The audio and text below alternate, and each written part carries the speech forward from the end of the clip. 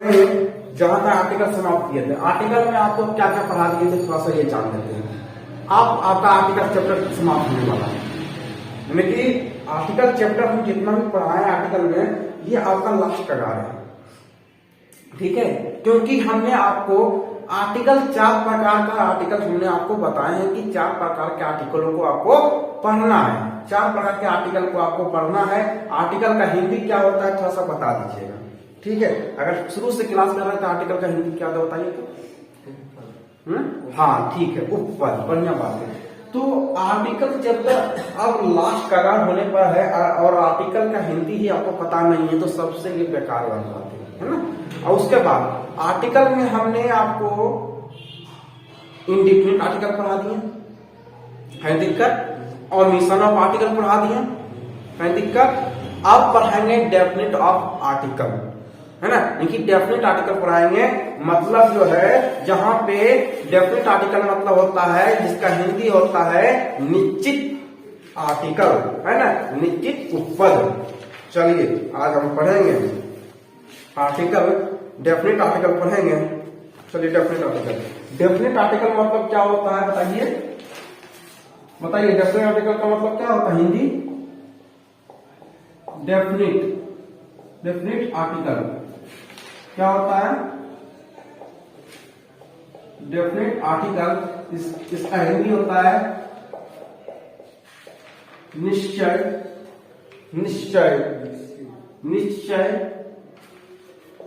Article, निश्चित article, है ना। निश्चय निश्चय नहीं, निश्चय नहीं बल्कि निश्चित होनी चाहिए, है ना, निश्चित, ठीक है, निश्चित। देखिए ना कहते हैं आप लोग भी कहते हैं कि डिफिनिट, है ना, डिफिनिट बात है ना, क्योंकि थोड़ा सा अपने भाषा में बोलते हैं कि कहने का तात्पर्य है कि डेफिनिट आर्टिकल मतलब होता है निश्चित उपपद, है ना, निश्चित उपपद। और जैसे इंग्लिश में कहेंगे डेफिनेट आर्टिकल मतलब निश्चित, है ना, निश्चित, जहां पे जिस चीज की बातें निश्चित किया गया, है ना, निश्चित चीज की बातें हो वहां पे दा का प्रयोग करते हैं। और डेफिनेट आर्टिकल में कौन सा आर्टिकल आता है बताइएगा, डेफिनेट आर्टिकल में कौन सा आर्टिकल आता है बताइए तो। डेफिनेट आर्टिकल में कौन सा आर्टिकल आता है, हाँ डेफिनेट आर्टिकल में कौन सा आर्टिकल आता है, दा। क्या आता है, दा आता है। क्या दिक्कत, भूलना नहीं है, भूलिएगा तो क्या होइएगा, तो चौपट हो जाएगा। तो डेफिनेट आर्टिकल में कौन सा आर्टिकल आता है, दा आता है। और दा किसको बताता है, निश्चित चीजों को। दा किसको बताता है, तो निश्चित चीजों को बताता है, जहां पे निश्चित चीजों की बातें होती है। जैसे कि आपने एक प्रश्न कल किया था कि भैया आप तो बता रहे हैं कि पोएट्री जो होता है वो तो आपका ओमिशन ऑफ आर्टिकल होता है भैया, इसमें तो आर्टिकल, हमने तो इंग्लिश जब हम कभी पढ़ते हैं तो उसमें लिखा रहता दा पोएट्री। ये तो भैया गलत बात है, ये तो चीटिंग वाली बातें हो गया, ये तो पूर्वक बना रहे हैं। आप ही तो हमको होशियार करना है और उसके बाद आप पूर्वक बना रहे हैं। इस क्या खेला है, हम आपको बताए थे कि खेला इस चीज का होगा कि वह निश्चित कह रहा है कि इस जो है इस पंक्ति को या इस कहानी को या इस कविता को किसी ने लिखा है। अगर उसका नाम दे दिया है कि रविन्द्रनाथ टैगोर जी लिखे हैं, या तो बंकिम चंद्र चटर्जी जी लिखे हैं, या तो रामधारी सिंह दिनकर जी लिखे हैं, अगर भगत सिंह लिखे हैं, अगर किसी राइटर का नाम दे दिया गया है, अगर किसी राइटर का नाम दे दिया गया है, बढ़िया से समझिएगा, यहां से प्रश्न तो बनता ही बनता है, ध्यान से सुनिएगा। अगर निश्चित बोल दिया गया है कि ये कविता या कहानी किसी के द्वारा लिखा गया है, तब तो भैया ये फिक्स हो गया, मतलब निश्चित कह रहा है, तो इसका मतलब वहां पे हम क्या करेंगे, दा का ही प्रयोग करेंगे। कहीं दिक्कत, जहां पे निश्चित चीजों का बोध हो वहां पे आर्टिकल दा का प्रयोग करते हैं, ठीक है। कहीं साइड में, कहीं कोना में जाके दोनों में लिखना है। क्या लिखना है कि जब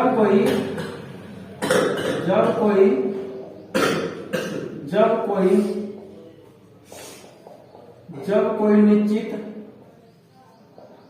निश्चित चीजों का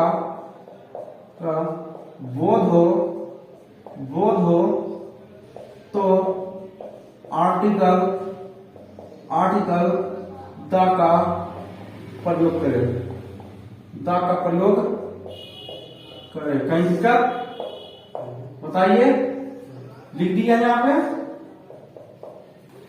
यहाँ पे लिख दिया, समझ आ गया। चलिए अब आगे बढ़े। अब बहुत सारा बातें इसमें देखेंगे, कहां पे आर्टिकल दा का प्रयोग होता है, ठीक है। अब चलिए आगे बढ़ते हैं। बहुत जब कोई चीज ऐसा चीजें हो, मान लिया जाए कि यहां पे एक कोई लड़का, मान लिया जाए इसका नाम, मान लिया जाए, क्या नाम ले इसका नाम मान लीजिए अमन है। क्या है? अमन नाम है। और यहाँ पे क्या है, तो ये जो है पंखा चल रहा है, पंखा बंद है, पंखा बंद है। और ये पंखा किसका है? तो मान लीजिए उषा कंपनी का है ना, उषा कंपनी पंखा चलता है। और यहाँ पे एक लड़का, मान लिया तो क्या नाम है, तो एक लड़का का नाम है मान लीजिए कि रामू। और यहाँ पे जो है इस प्रकार से पंखा लगा हुआ है, तार है और ये बोर्ड से कनेक्टेड है। और यहाँ पे मान लीजिए स्विच है ना, यहाँ स्विच है। तो अमन जो है श्याम को कहता है, अमन जो है राम को कहता है या रामू को कहता है कि स्विच को ऑन कर दो, या तो स्विच को ऑन कर दो। तो क्या भैया ये अमन जब बोला था कि स्विच को ऑन कर दो, क्या अमन के सामने बोर्ड था कि नहीं था भैया। रामू के सामने भी बोर्ड था। दोनों के सामने दो चीज बाहर है। मतलब निश्चित कह रहा है, मतलब दामन निश्चित कह रहा है कि फैन बंद है, स्विच ऑन करो, स्विच को ऑन करो। मतलब निश्चित कह रहा है कि पंखा बंद है, स्विच को ऑन करो, पंखा चालू हो जाएगा। मतलब इसको पता था तब नहीं कह रहा है कि इस पंखा बंद था, स्विच को ऑन करो पंखा चलेगा। और इसको भी तो पता है कि स्विच बंद है, इसको भी तो पता था कि नहीं पता था। अगर इसको पता नहीं रहता कहां से चालू कर देता, इसको पता था तब नहीं ऑन करने के किया कि भैया पंखा बंद है, दिक्कत नहीं। तो हम समझा भैया, हमें यही बता दीजिए क्या खिलाफला कर रहे हैं, ये बता दीजिए समझाना आप क्या चाह रहे हैं हमको। हाँ होगा, हम समझाना आपको ये चाह रहे हैं कि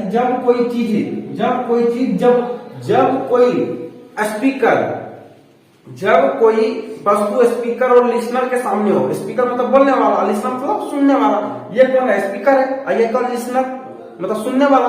ये बोला, ये सुना, यही बोला था कि पंखा का स्विच ऑन कर दो, तो इस बोला, ये सुना, तो इसको क्या मानेंगे? स्पीकर मतलब बोलने वाला।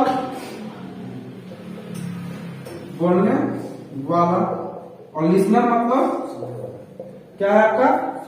हाँ, लिसनर मतलब क्या होता है? सुनने वाला। ये सुनने वाला है। तो हम आपको समझना ये चाह रहे थे, जब कोई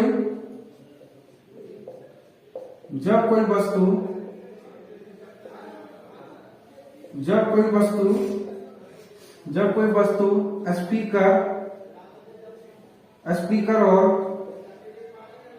स्पीकर और लिसनर, क्या है? लिसनर। जब कोई वस्तु स्पीकर और लिसनर की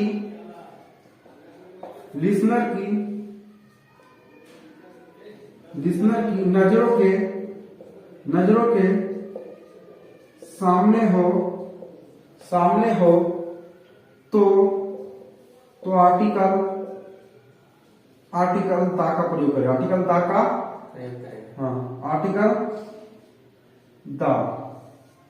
दा का प्रयोग करें। कहीं दिक्कत? आर्टिकल दा का प्रयोग करें। दुख दर्द परेशानी गिला शिकवा शिकायत नहीं है। आप समझ आ गई? आया समझ में? जब कोई वस्तु स्पीकर और लिसनर की नजरों के सामने हो तो आर्टिकल दा का प्रयोग करते हैं। तो था कि नहीं, इसको भी पता था कि नहीं स्पीकर, इसको भी स्पीकर लिस्टनर के सामने था, दोनों वस्तु था। बोर्ड तो इसके नजर के सामने था, पंखा भी इसके नजर के सामने था, इसके भी नजर के सामने था। तो ये कहा गया, तो ये निश्चित चीज था कि नहीं था, निश्चित पता था दोनों को निश्चित पता था कि पंखा बंद है, दोनों को पता था कि बोर्ड उसके सामने है, कोई भी चालू कर सकता था, है ना। तो आगे बढ़ेंगे, इतना अगर समझ आ गया तो आप ही लोगों का कहना होता है भैया एग्जाम्पल के बिना, है ना, एग्जाम्पल के बिना समझ बेकार लगता है। जैसे switch off the fan, switch off the fan, कहीं दिक्कत डालेगा कि नहीं लगा, क्यों डालेगा, स्विच ऑफ द फैन डालेगा क्योंकि स्विच और फैन दोनों के सामने था, स्विच और फैन दोनों के सामने था, इसे क्या लगाएंगे, कहीं दिक्कत। अगला एग्जाम्पल भैया, अगला एग्जाम्पल देखिए, switch off the computer, switch off the computer,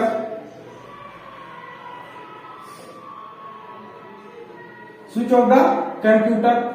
दा क्यों लग रहा है, पता चल गया कि नहीं चल गया, दा इसलिए लग रहा है भैया कि स्विच ऑफ द कंप्यूटर। भैया हो हम गए कंप्यूटर क्लास गए तो हमें पता था कि स्विच ऑफ द कंप्यूटर मतलब स्विच ऑफ द कंप्यूटर को क्या करना है, कंप्यूटर को बंद करो। हमें पता था तब ने कहे उसको कि स्विच ऑफ द कंप्यूटर मतलब कंप्यूटर चालू था, पहले से कंप्यूटर चालू था। तो हम गए और देखे कि कंप्यूटर चालू है, तो हम बोले बच्चा को बंद करो कंप्यूटर। तो हमारा तो पता था, तो हमने निश्चित कह रहा है कि स्विच ऑफ द कंप्यूटर, नहीं कि कंप्यूटर को बंद करो, तुम निश्चित कह रहा है ना। ऐसा थोड़ा कह दिया कि हम घर में बैठे हुए और हम बोल दिए कि स्विच ऑफ द कंप्यूटर, ऐसा थोड़ा कह दिए। हम देखे तब ना बोले कि स्विच कंप्यूटर चालू है, भैया बंद कर दो कंप्यूटर। मतलब निश्चित हो रहा है, यहाँ पे क्या हो रहा है, निश्चित हो रहा है, इसलिए यहाँ पे आर्टिकल दा का प्रयोग करेंगे। ठीक है, आगे समझ में, आगे बढ़ते हैं दूसरा चीज में,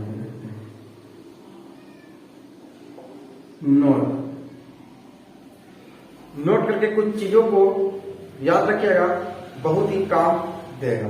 जैसे कि जब सिंगुलर काउंटेबल नाउन, जब सिंगुलर काउंटेबल नाउन, जब सिंगुलर काउंटेबल नाउन का प्रयोग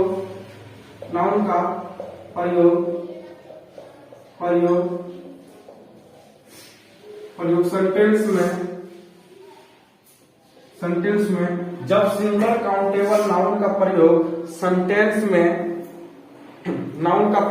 सेंटेंस में पहली बार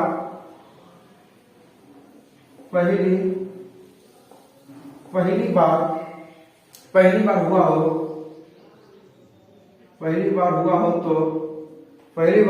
हो तो उससे पहले आर्टिकल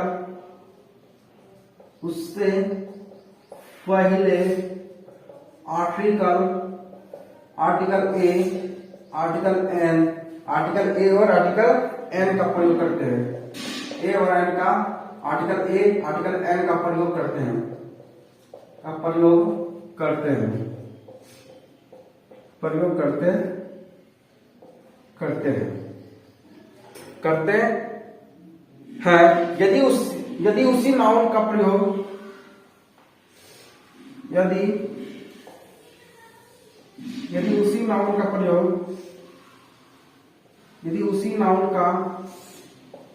यदि उसी नाउन का प्रयोग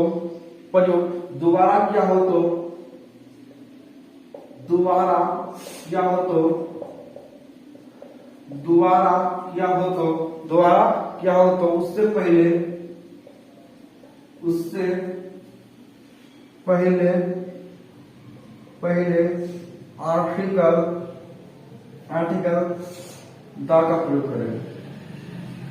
आर्टिकल दा का प्रयोग करें।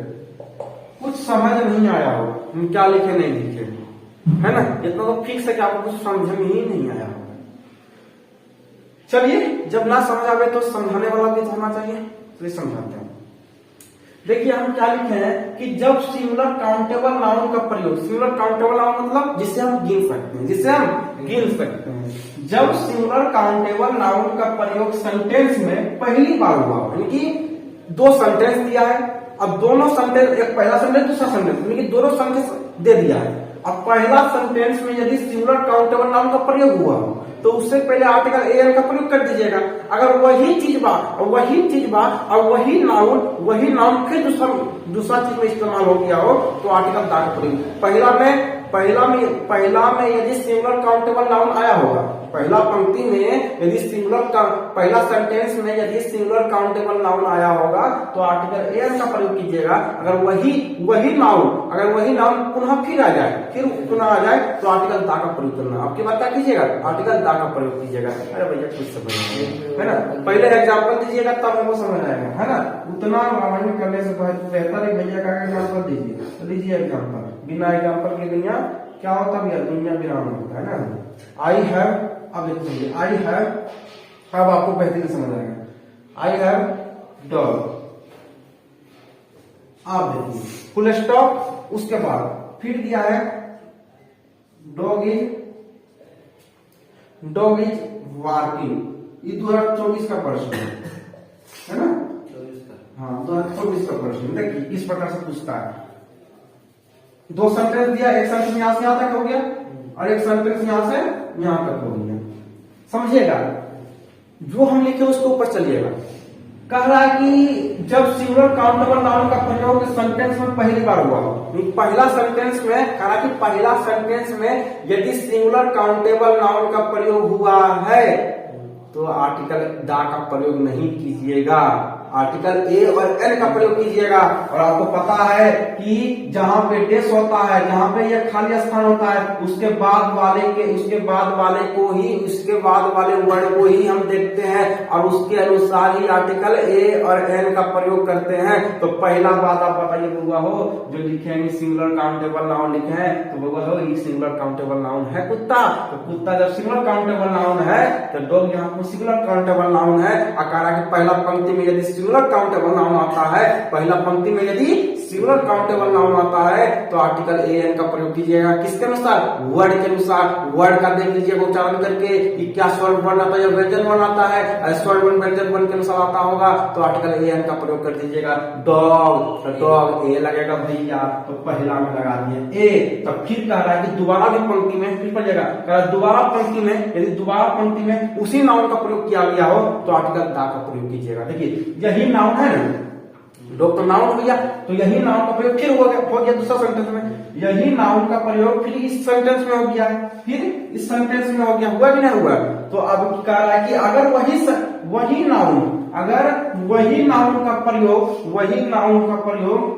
नाउन का प्रयोग पुनः फिर दूसरा पंक्ति में हो जाए तो आपकी बात भैया हो आर्टिकल ए एन का प्रयोग ना कीजिएगा, आर्टिकल दा का प्रयोग कीजिएगा। तो आर्टिकल दा का प्रयोग करेंगे। आपकी बात समझ आया, बिना एग्जाम्पल दिए तो कुछ होता है, चलो हम कुछ कर रहे लेकिन बिना एग्जाम्पल दिए समझ आता था, अब तो आया ना।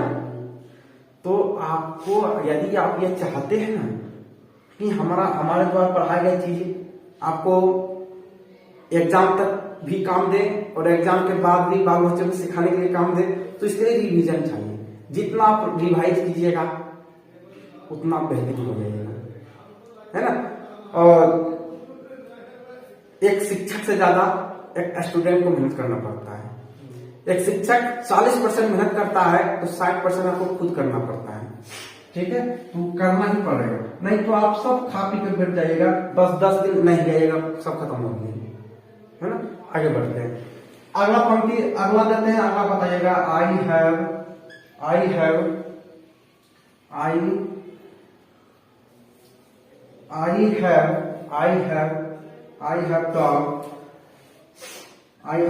Dog full stop I have dog full stop. फिर यहाँ पे दिया हुआ डॉग, फिर यहाँ पे दिया हुआ dog is working working, working, working. बताइए 35 सही है गलत है? ये हम जो लिखे हैं सही है या गलत है? आर्टिकल का प्रयोग जहां जहां किए हैं सही किए हैं गलत किए हैं? गलत है।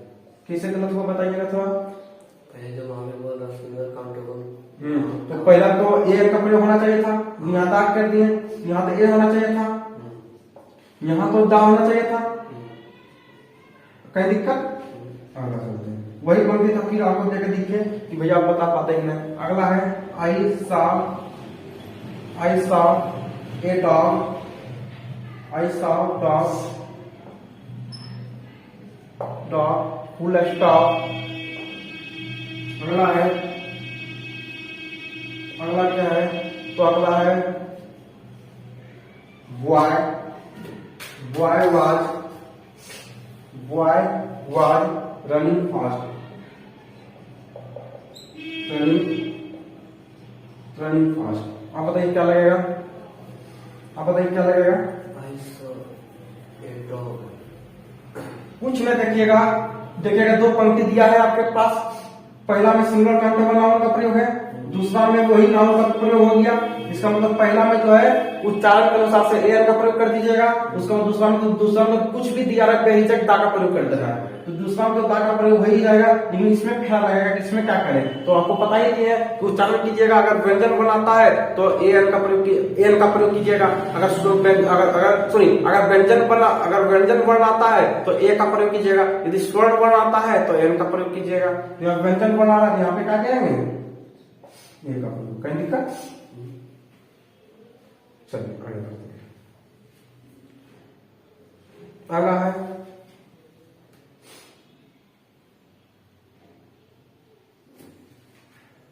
अगला एग्जांपल है I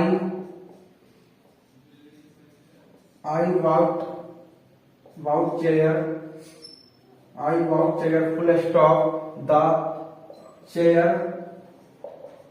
was strong, chair was strong. बताइए क्या लगेगा?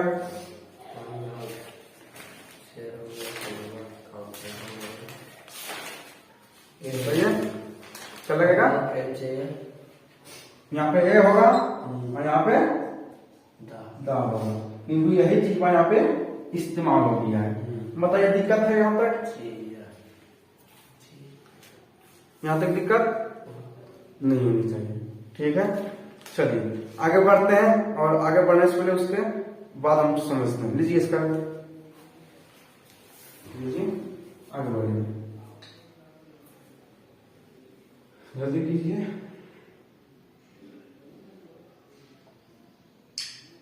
चलिए आगे बढ़ते हैं।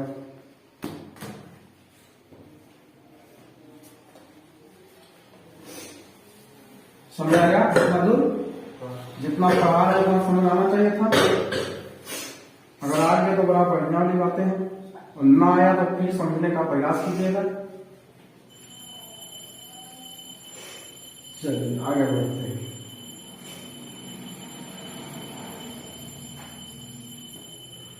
अगला है generic before the noun which used। अगला है नोट करके लीजिएगा, जेनरिक क्या है आपका?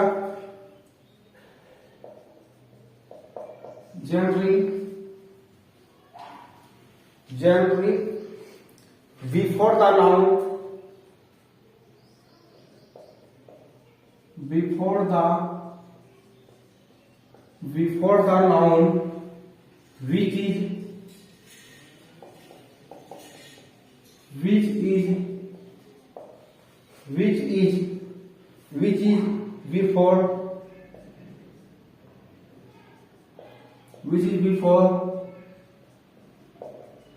before relative pronoun।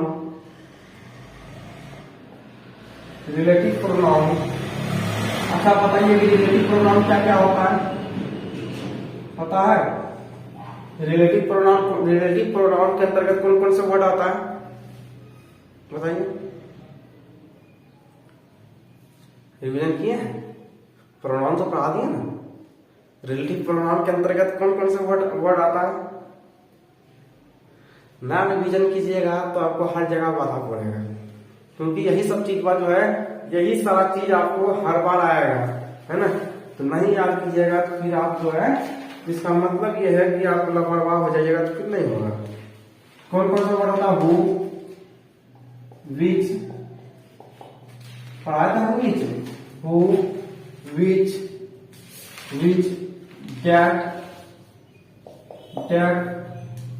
That, whom, उसके बाद whose,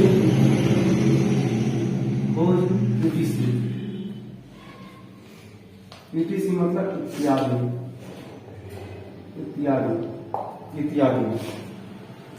इत्यादि,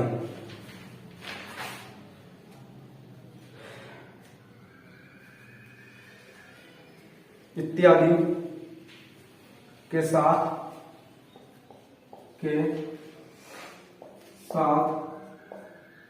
आर्टिकल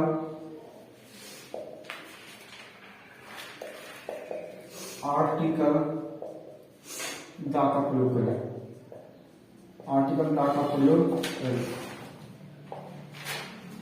कहीं दिक्कत है तो उधर परेशानी है, क्लास में वो शिकायत है? हाँ है, क्योंकि आपने रिवीजन नहीं की। शिकायत तो होना चाहिए ना। आगे चलते हैं। इतना समझ में आपको आना चाहिए, अगर नहीं आया है तो फिर परेशानियां हैं। चलिए आगे बढ़ते हैं। देखिए हमने क्या लिखा है। लिखे हैं कि generic before the noun which is before relative pronoun who is that whom whose etc यानी कि इत्यादि के साथ आर्टिकल दा का प्रयोग करते हैं। कहीं दिक्कत समझने में? यानी तात्पर्य क्या है कि अगर कोई सेंटेंस में अगर रिलेटिव प्रोनाउन होता है, मतलब हु आता है या विच आता है या डेट आता है या हुम आता है या हुज आता है ना, तो उससे पहले दिए गए संज्ञा, उससे पहले तो यहां पे लिख देते हैं, नोट करके, रिलेटिव प्रोनाउन के पहले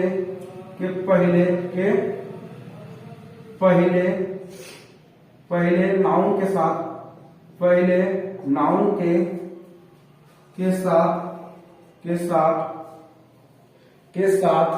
क्या करना है? हाँ चलिए, के साथ आर्टिकल दा का प्रयोग करें।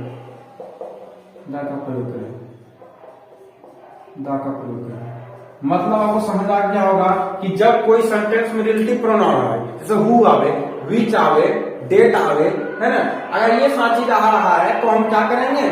तो क्या करें? आर्टिकल दा का प्रयोग कर देंगे। लेकिन कब करेंगे आर्टिकल दा का प्रयोग? तो उससे पहले जो नाउन आएगा उसके बाद कर देना। जैसे भैया कहिएगा कि एग्जाम्पल दीजिएगा तभी समझ आएगा भैया। तो लीजिए एग्जाम्पल, फॉर एग्जाम्पल क्या है? तो he is dash boy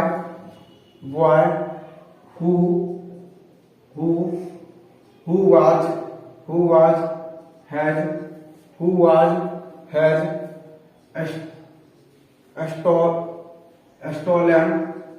stolen my watch। इतना लिखे। अब देखिए इस सेंटेंस में कहीं भी रिलेटिव प्रोनाउन है? कहां पे है? हु है। तो हु है, तो हु के पहले क्या लिखे हैं? अगर रिलेटिव प्रोनाउन आता है, लिखे रिलेटिव प्रोनाउन के पहले नाउन के साथ। तो रिलेटिव प्रोनाउन के पहले जो नाउन है, यहाँ पर नाउन है, तो रिलेटिव प्रोनाउन के पहले जो नाउन है उसके साथ क्या करते हैं? उसके साथ दा का प्रयोग करते हैं। कहीं दिक्कत?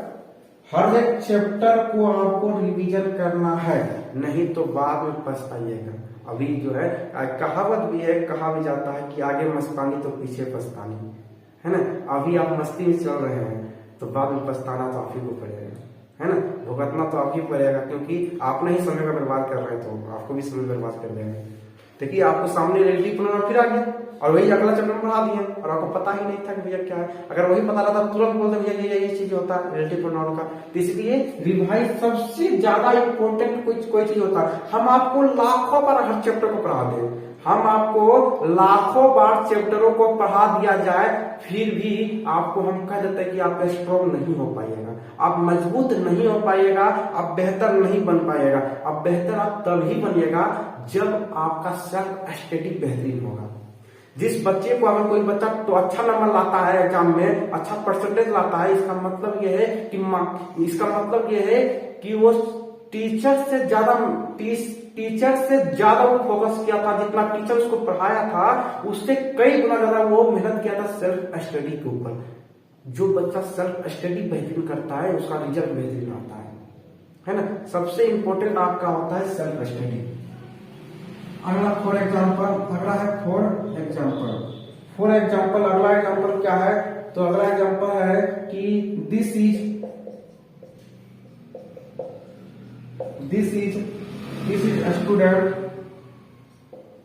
a student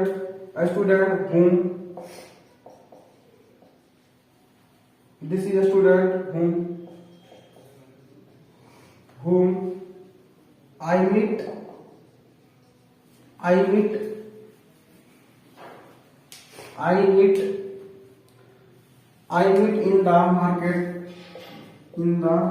in the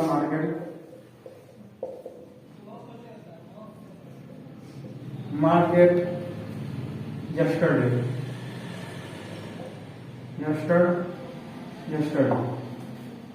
चलिए बताइए, इसमें यहाँ पे खाली स्थान दे दिया है, क्या देखिए। जो लड़का बढ़िया से पढ़ के गया होगा, फिर वही बात बोलेंगे, जो लड़का बढ़िया से पढ़ के गया होगा और सिर्फ स्टडी बढ़िया से करके नहीं गया होगा, पढ़ाई बढ़िया से रिविजन करके नहीं गया होगा, अब पढ़ने बहुत तेज हुए हैं, लेकिन सेल्फ स्टडी अगर नहीं किया होगा तो वो लड़का क्या लगा के आ गए हैं जानते हैं? ये लगा के, ये स्टूडेंट। और जो लड़का पढ़ने में कमजोर है लेकिन रिवीजन दाब के किया है, और जब रिवीजन दाब के किया है तो वो कमजोर कहां से हुआ है? तो वो अब स्ट्रॉन्ग हो गया है ना।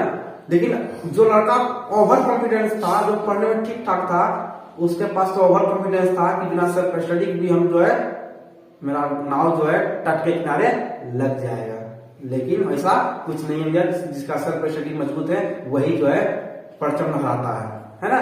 तो जैसे ही वो लड़का, जो लड़का बहुत पढ़ा था वो तो कुछ नहीं कर पाया, वो तो गलत करके आ गया, और जो लड़का सेल्फ स्टडी करके गया होगा वो लड़का क्या करेगा? देखेगा, एक मिनट यहाँ पे तो हुम है, और हुम तो भैया का पढ़ाए थे कि हुम के साथ अगर रिलेटिव प्रोनाउन आता है और उससे पहले जो नाउन आता है उससे पहले दा का प्रयोग होता है। क्या होता है? दा का प्रयोग होता है। ये होता है। वही बच्चा आपके जब होता है, वही बच्चा जब नंबर कम आता है, कहता है नंबर कहाँ मेरा कम आया, नंबर तुम्हारा यहाँ कम आया था, है ना। यही तो गलती तुम करके आए थे, अब वही एक नंबर बोल लेकर आ जाता है, वही आपसे आगे निकल जाता है। तो हर एक चीजों को यहाँ पे ध्यान देना पड़ता है ना। चलिए अब मिलते हैं नेक्स्ट क्लास में, तब तक के लिए